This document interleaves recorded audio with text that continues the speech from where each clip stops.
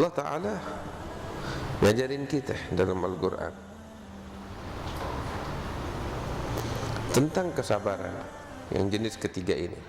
Sabar atas apa? Kalau yang pertama kan sabar di dalam menjalankan taat, yang kedua sabar di dalam menjauhkan kemaksiatan, yang ketiga sabar terhadap musibah. Sabar di dalam menghadapi cobaan dan musibah. Musibah dan cobaan ada dua macam. Yang pertama adalah musibah yang enggak ada sangkut paut sama manusia. Artinya datangnya dari Allah. Contoh seperti penyakit, ya, hilangnya harta, kematian orang-orang yang kita sayangi. Ini kan nggak ada campur tangan manusia dalam hal ini. Bencana, Allah yafat, mudah-mudahan Allah jaga kita, dan lain sebagainya. Kita hidup di dunia ini pasti ada. Ketika ini terjadi menimpa seseorang, ada orang macam-macam. Dia ngejerat-jerit, ditinggal mati sama kekasihnya. Dia pukul pipi, dia sobek baju dan lain sebagainya. Ini nggak sabar. Hartanya hilang, waduh, ngejerat-jerit. Saya bikin apa, dosa apa, saya diwudu, siapa yang nolong? Dia tuduh si ini, si itu, tuduh si itu. Penyakit, nggak sembuh-sembuh dari penyakitnya. Wah, gue diguna-guna nih. Suudzon sama si ini, suudzon sama si itu. Lo nggak punya akal.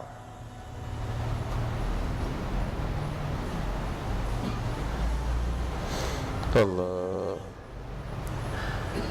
Habis gimana kalau seseorang ketiban musibah?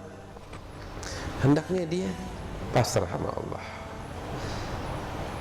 Relakan, ya Allah saya ikhlas, ini dari Allah.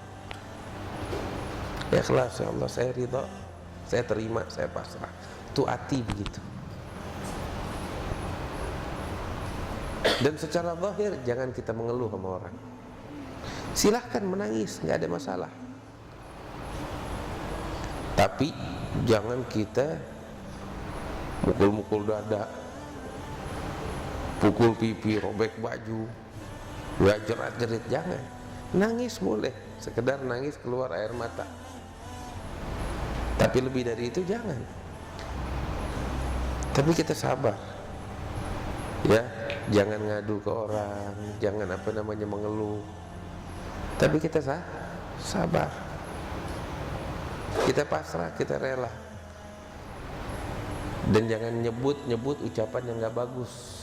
Tapi ucapkan rasa syukur sama Allah. Sebut-sebut yang bagus, ada hikmahnya. Kita nggak tahu.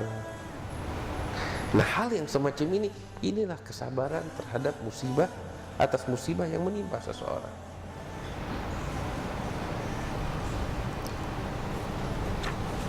Nah, untuk bisa bersabar, bagaimana caranya? Ketika dihadapkan dengan musibah. Yang pertama, orang ketika ketiban musibah, apa yang bisa membuat dia jadi sabar, tegar, ridha? Dia mesti sadari setiap musibah yang datang menimpa dirinya, ya, pada hakikatnya adalah datang dari Allah. Tuhan yang dia menyembah kepadanya. Segala bentuk kesulitan yang mungkin kita nggak terima kalau datangnya dari orang lawan kita, musuh kita, kita marah. Tapi segala kesulitan itu kalau datang dari orang yang kita sayangi, dari bini kita, kita maklumin. Ya dah, dia maunya begitu. Iya kan?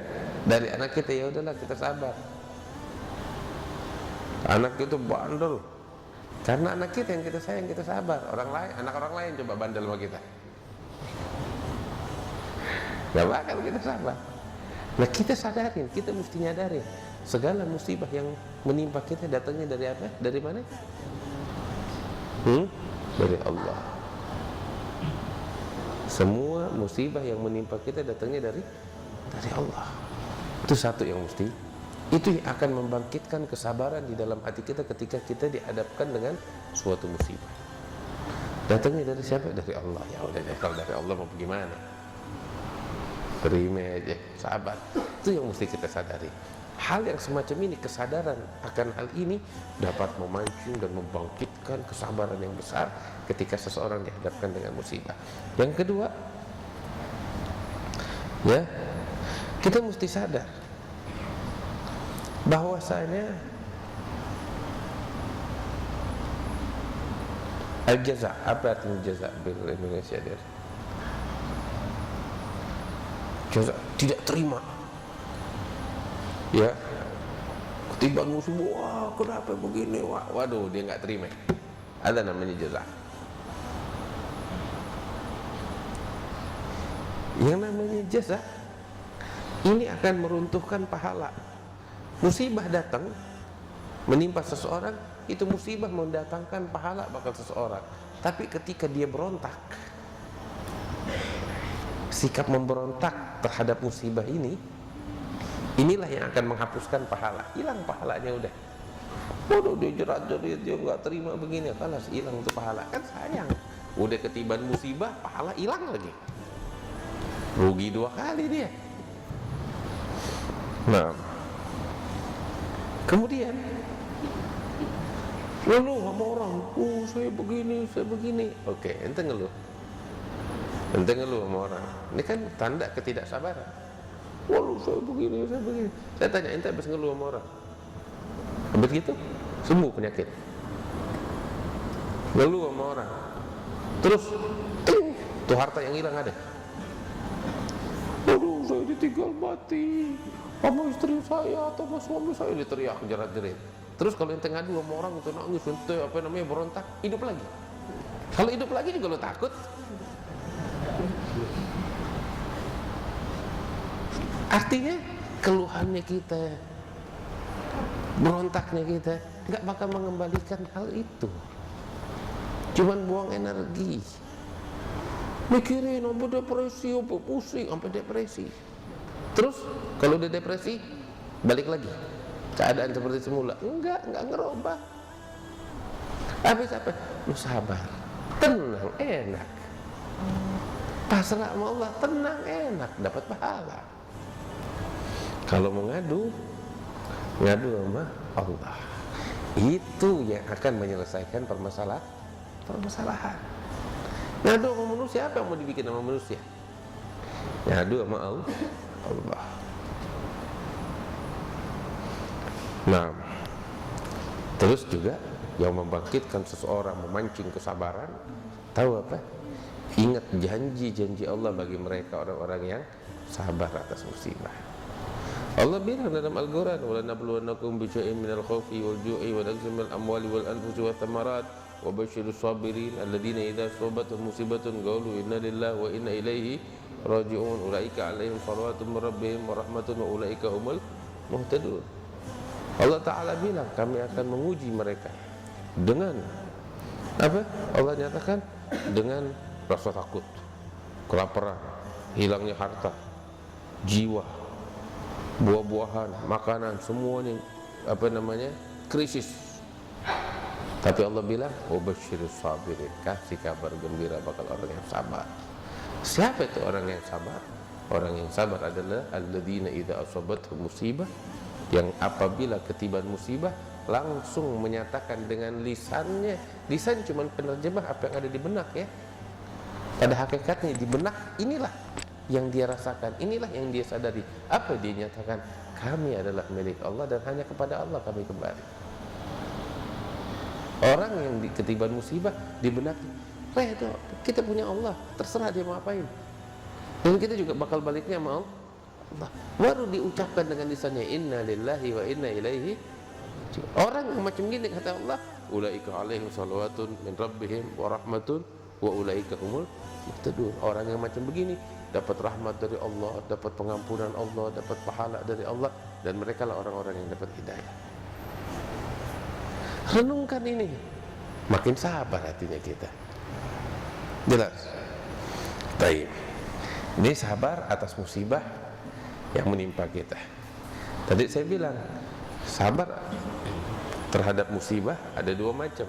Musibah yang nggak ada campur tangan manusia, ada musibah yang ada campur tangan orang lain. Bagaimana itu? Musibah yang ada campur tangan orang lain adalah musibah yang kadang diganggu sama orang kita. Duit kita dicolong orang, kita dicaci maki orang, digibahin sama orang, ditolimin sama orang. Ini kan campur tangan orang, ini kan musibah juga nimpa kita. Nah bagaimana? Kita juga dalam hal ini kita dianjurin untuk bersabar. Bersabar menghadapi yang kayak begini ini apa? Bagaimana itu? Apa? Bagaimana kita tuh bersabar menghadapi yang begini?